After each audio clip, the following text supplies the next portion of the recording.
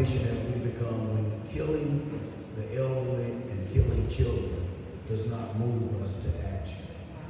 We have become a cold-hearted, cold-blooded nation whose God has become the dollar bill. And we can argue that left and right, but the evidence shows that the dollar bill has become the most worshipped item in these United States, in my opinion. How else can we explain rising gas prices while at the same time oil companies are making record profits? It doesn't have to be that way. In a capitalist society, if you own a business, you're supposed to make money. That's the purpose of opening your business. But you are not supposed to gouge the people and make record profits at a time of recession and inflation. So much so that Exxon Oil Company has made so much money. They've never made this much money in the history of their company. And yet and still, nothing is being done about it. What type of nation have we become where school shootings are commonplace? We see school shootings now, not like Columbine. I want to pause here briefly to say that the actual first school shooting that happened in this nation was not in Columbine, it was at Grimsley High School. A lot of people don't remember when the young man went over there and shot the assistant principal and then committed suicide in the mid-1980s. That was the first recorded school shooting in the United States. But what did we do? We went and we said that's pitiful. We had thoughts and prayers, and being a man of prayer, I can tell you, we're supposed to pray, but the Bible also says faith without works is dead. So if all that we are doing is praying, and I dare to submit to you, not everybody who says they're praying is praying. If all we can do is say thoughts and prayers and not protect our children and our elderly, then what type of nation have we become? What type of nation have we become where racists can elect a president and he carry out a racist agenda and we be threatened that he might be the president again? And I don't know about you, but I get concerned. I personally don't think he's going to run again. But have we paused to think about what would happen if Donald Trump becomes president again, now that he has dismantled institutions and systems that protect us, now that he has ignored the courts and ignored what would be a precedence that we've held before? What type of nation have we become that he's even in the consideration for being a president? And when we come and we honor young men like Taj, and we honor the students, we must understand that we not only should honor them, we have to support them and guide them because they are the future of this nation. I say at Calvary, the young people will see days that we older people will not see. If natural order carries out, they will live way beyond and see days that God will not privilege us to see. But unless we equip them with what it takes that they can be successful leaders, what type of nation will we become?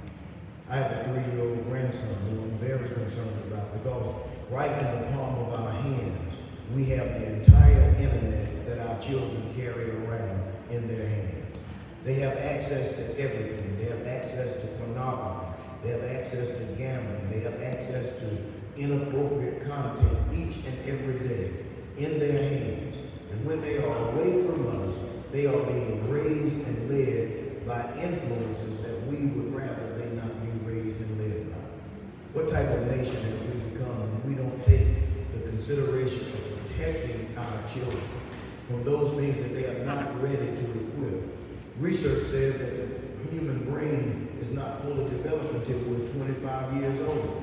But yet and still, we have young people, 8, 9, 10 years old, with access to the entire world in their hand. And we give it to them with no guidance or no direction.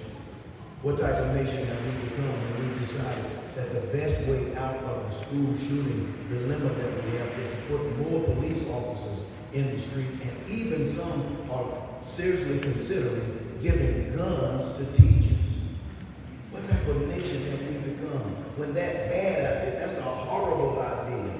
That's a horrible idea. But people, smart people, are legitimately considering giving guns to teachers in order to fight off school shootings and violence. Here's what I'll say, and I'll get ready to sit down. The proliferation of guns. There are too many guns on the streets.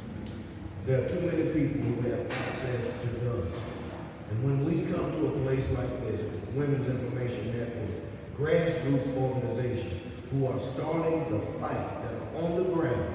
See, we can sit in Raleigh and we can sit on the bench and legislate and interpret law, but it takes you who are on the ground to really change this country. This nation will not be changed by Joe Biden. This nation will not be changed by Roy Cooper. This nation will be changed by when we who are on the ground stand up and demand that this nation live up to what it says it's supposed to be. That every man, woman, boy, and girl has an equal opportunity to reach their full potential as responsible, productive citizens. Only then will this nation become what it says it's supposed to be. And for our young people here, like Taj and these beautiful babies that I see running around, and listen, I've got a 3-year-old grandson. I'm so used to children running around, so it doesn't bother me at all. When we're at church, they say, Pastor, we'll make the children sit down. I say, no, let them run, let them run. We've been in a pandemic for 2 years. I'm so happy to see some children running around the church. I don't know what to do. Let them run. That's what they're supposed to do. Let them run. That's what they have been equipped to do in this station of their life. Let children be children. Allow children to enjoy this period of life where they are able to run and not have a care in the world. Taj, and to the young people, I say to you all, don't rush to get grown, because it ain't what you think it is. Getting grown, it ain't what you think it is. You think that it's just, I get to do what I want to do. But no, there's a lot of responsibility that comes with the ability to do what you want to do. And I'll leave you with this right here. I'll leave you with this, and this is not just for the children, but it's for all of us. God has equipped each and every one of us with the capacity to make decisions that will make a difference. We must stop thinking only about ourselves. As I was driving over here, I was reminded that even when we get on the road and drive our cars, we don't think about other cars around. We just think about ourselves. We see a lane we want to get in, we'll just get on over in that lane, not even paying attention to what's going on around us. But God did not equip us on this earth to be people who only look after themselves.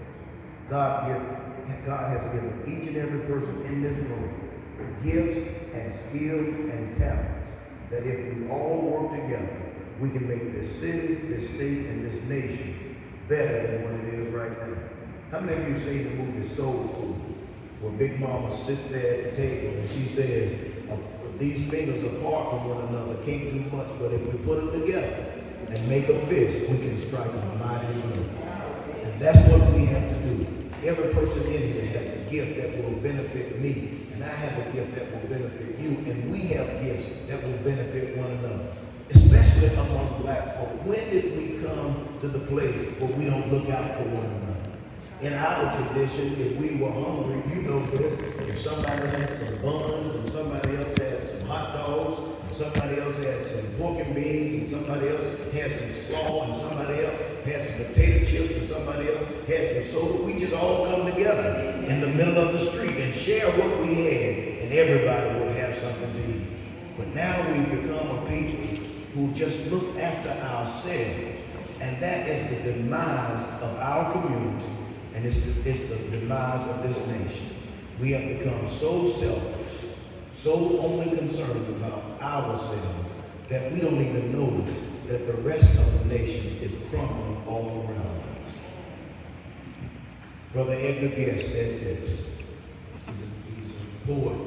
And once I was down at Tuskegee University in Alabama, and I saw this poem, and I'll never forget it. The name of the poem is Equipment. And I'll close out my remarks by saying this. The poem says, figure it out for yourselves, my lads. You got all that the greatest of men have had. 2 arms, 2 hands, 2 legs, 2 eyes, and a brain to use if you would be wise. With this equipment, we all began. So start for the top and say I can. Look them over, the wise and great. They take their food from a common plate. With similar laces, they tie their shoes. And you can be great if only you choose. So figure it out for yourselves, my lads. You got all that the greatest of men have had.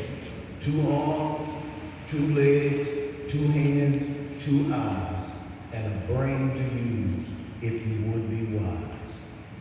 God has given each and every one of us the capacity for greatness. I firmly believe there's a seed of greatness inside each and every one of us. And it doesn't matter how young you are. It doesn't matter how old you are. It doesn't matter how rich you are. It doesn't matter how poor we are. God has put greatness inside each and every one of us. The issue is we must activate the greatness that's inside us. And so I thank women, I thank the Women's Information Network for daring to reach out and activate the greatness. It's unfortunate that it took tragedy for this to be kicked off. But God is a God that knows how to use anything.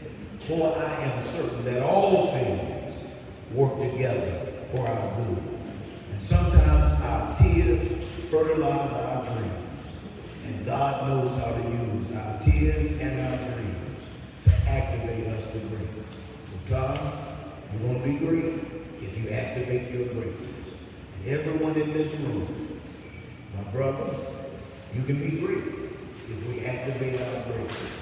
It's not reserved for some. God has given it to all.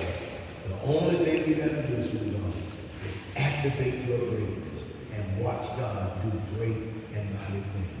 May heaven smile upon you. God bless you.